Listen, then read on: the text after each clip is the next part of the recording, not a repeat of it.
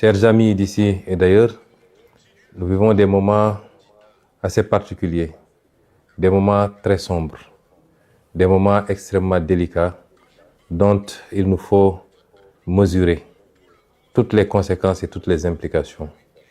Depuis 2 jours, s'est déclenché au Moyen-Orient une guerre, il faut l'appeler telle qu'elle, déclenchée par les États-Unis d'Amérique et leurs alliés israéliens qui ont choisi de frapper un pays, notamment l'Iran, et qui ont déclenché la riposte de ce pays qui a embrasé toute la région du Golfe. Nous serons très naïfs si nous pensions que ça se limiterait à cela.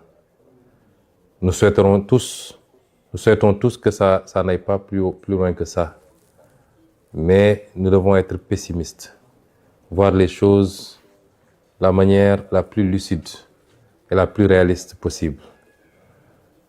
Des frappes ont été opérées, une réaction s'est déclenchée, qui peut entraîner d'autres réactions avec d'autres acteurs qui vont entrer dans le conflit et peut-être des ramifications qui dépasseront cette partie du monde.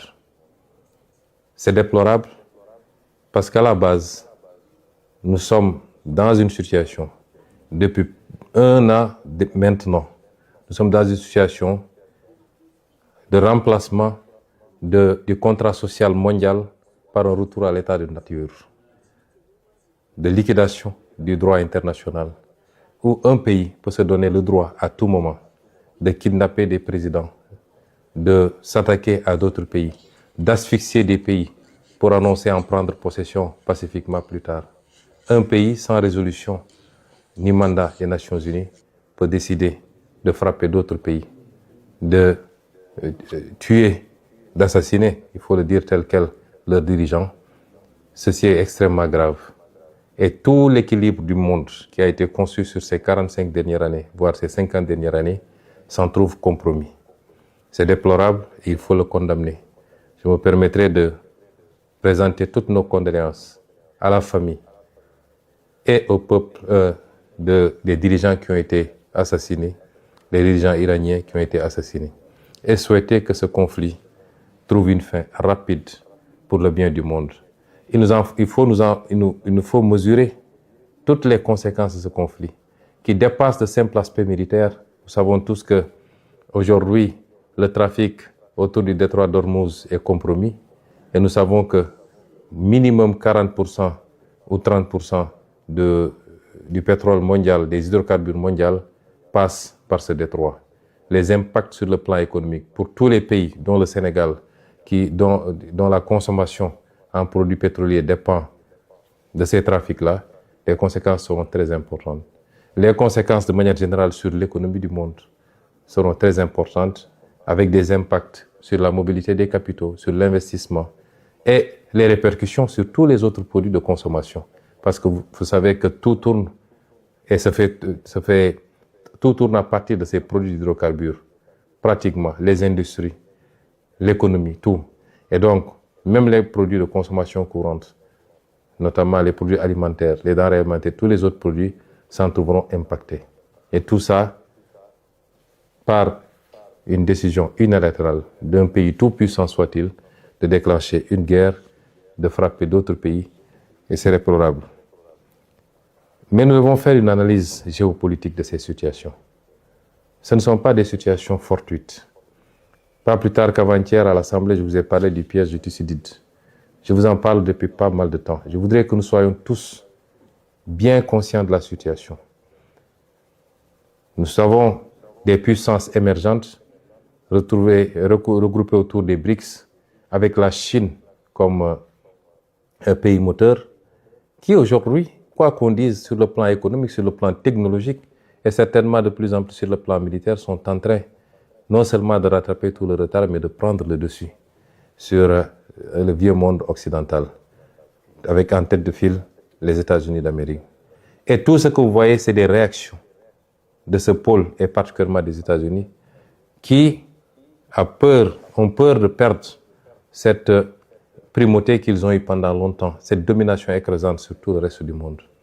Et si vous voyez bien la carte des interventions, il s'agit de freiner et d'expulser une puissance comme la Chine, de l'Amérique du Sud d'abord, d'où ce qui s'est passé au Venezuela, ce qui se passe actuellement à Cuba, ce qui risque de se passer ailleurs, puisque la Colombie a été menacée également.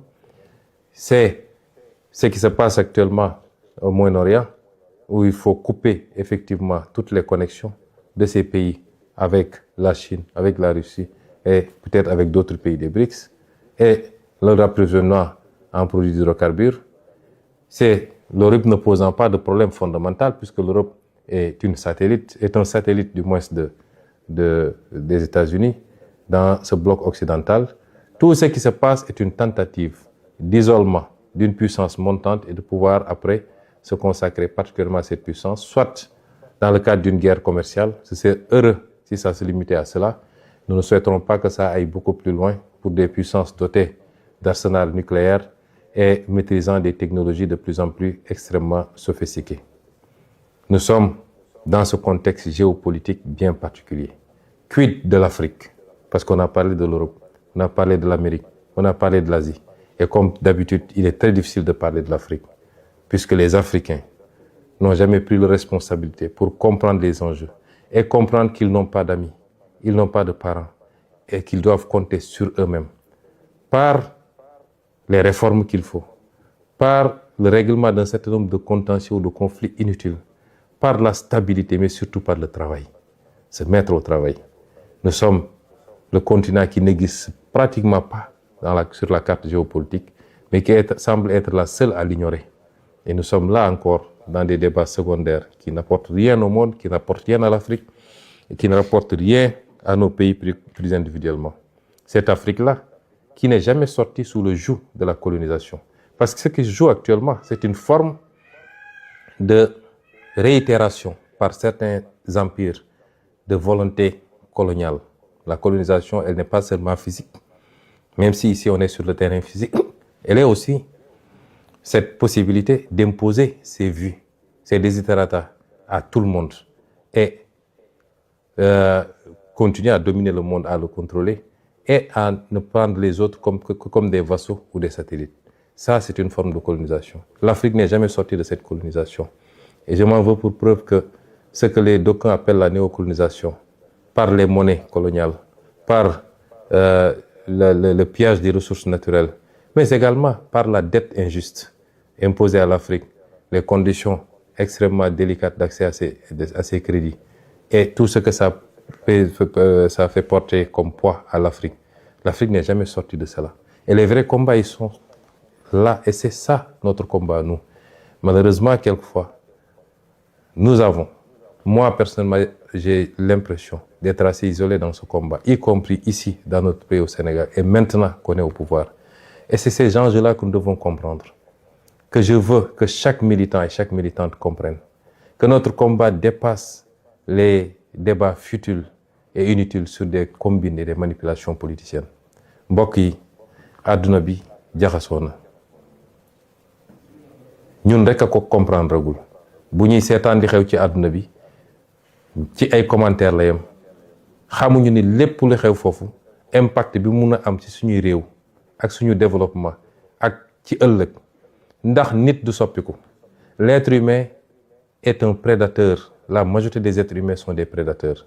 Li andi woon ci ay jamono ay nit jaaxle ca fa ñu dëkk seen suuf doyul ñu soxla yaatu ba jël seeni gaal wër fu nekk dem seet yeneen suuf yu ñu coloniser balaa loolu ñu seet yeneen suuf yoo xam ne noot nañ ña fa ne di leen jël di leen jaay en tant que jaam yóbbu leen ci yeneen continent ñu dem liggéey.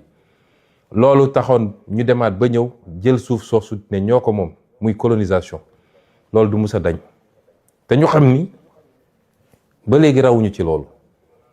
Àdduna mën na doxaat ba nit ñi dellu si waat te dégg ngeen kenn ci kilifa yi mooy ku ñuy wax Marco Rubio di benn kilifa ci États-Unis dafa wax ni dañu war a delloo si waat colonisation.